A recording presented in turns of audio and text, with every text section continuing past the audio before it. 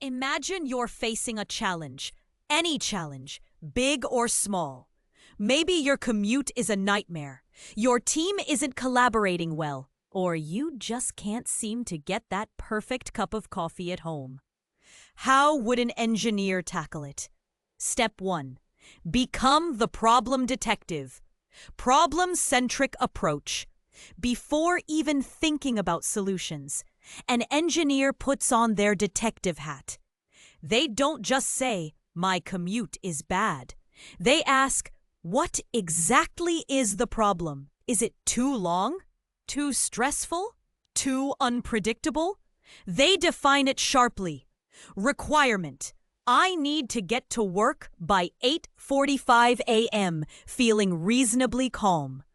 Goal: reduce commute time by 15 minutes or find a route that avoids major traffic jams. Then they break it down. The commute isn't one big monster. It's a series of steps. Leaving the house, walking to the bus ride, the walk to the office. Which part is the bottleneck? Is the bus always late? Is the traffic bad on one specific street? They decompose the giant problem into bite-sized pieces they can actually analyze. Finally, they dig for the root cause. Maybe the bus is late because it gets stuck behind garbage trucks on Tuesdays. Aha! That's not just a symptom, lateness. It's closer to the underlying issue.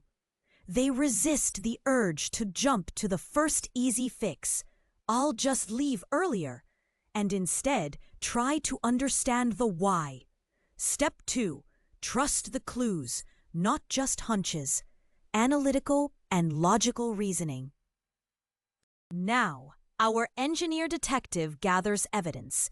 They don't just feel the commute is long, they measure it. For a week, they time each segment. They note when and where delays happen, data-driven. Maybe they find the Tuesday garbage truck delay adds 10 minutes consistently. They think structurally. Okay, if Route A takes 40 mins on average, but Route B involves a transfer but avoids the garbage truck zone, what does the data say about Route B's total time? They apply fundamental principles. Maybe it's simple math for time calculation, or perhaps understanding traffic flow patterns, like how one bottleneck cascades.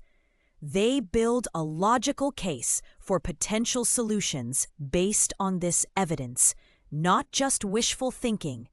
Step 3. See the whole board, not just one piece. Systems thinking. An engineer knows nothing exists in a vacuum. Changing their commute might affect other things. If I take Route B, I need to leave 5 minutes earlier.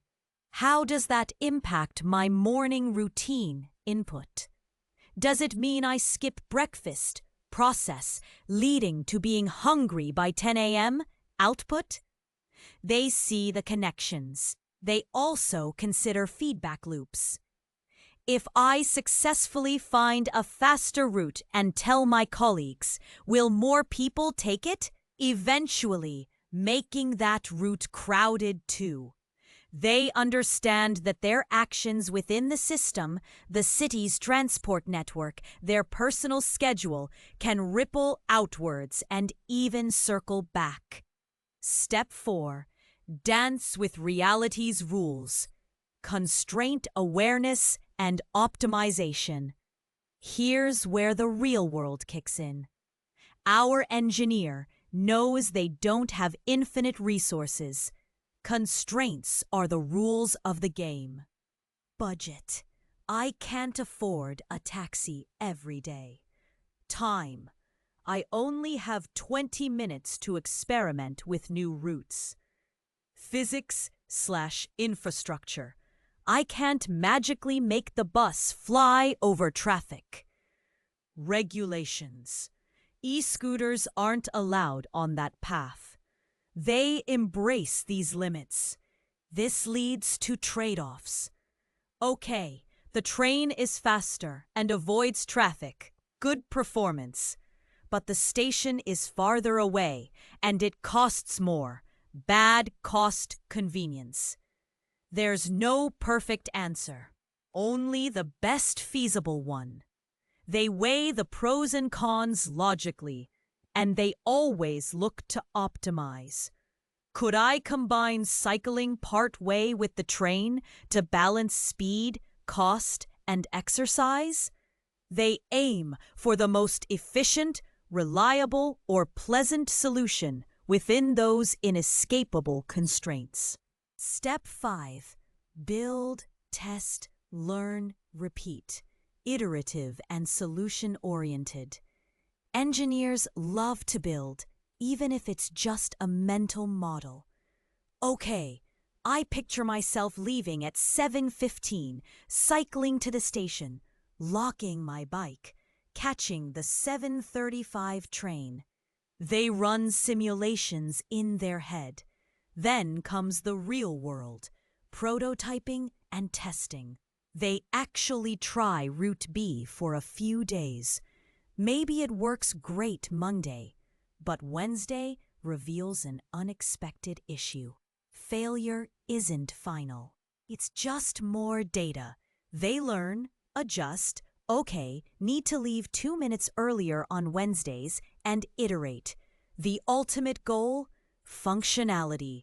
Does the new plan reliably get them to work by 8:45 a.m. feeling reasonably calm?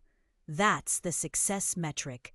It might not be the most elegant or revolutionary commute, but it works. And often, finding that functional solution requires real creativity.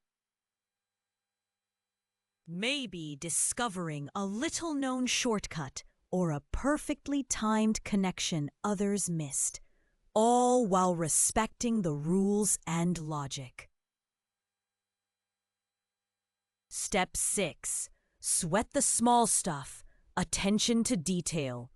Finally, engineers know precision matters. For the commute, maybe it means knowing the exact train platform number or the precise timing needed to make a connection. A small error, misreading the schedule, forgetting their train pass, can derail the whole plan. They cultivate a habit of checking the details. So, thinking like an engineer isn't about being cold or robotic. It's about being a curious detective. A logical analyst, a big-picture thinker, a practical realist, and a persistent tinkerer, all rolled into one. It's a powerful, structured way to wrestle complexity into submission and build solutions that actually work. Whether you're designing a bridge or just trying to make a better cup of coffee, try approaching your next challenge this way. Define it, break it down, use the facts, see the connections, respect the limits, and build your way forward, one tested step at a time.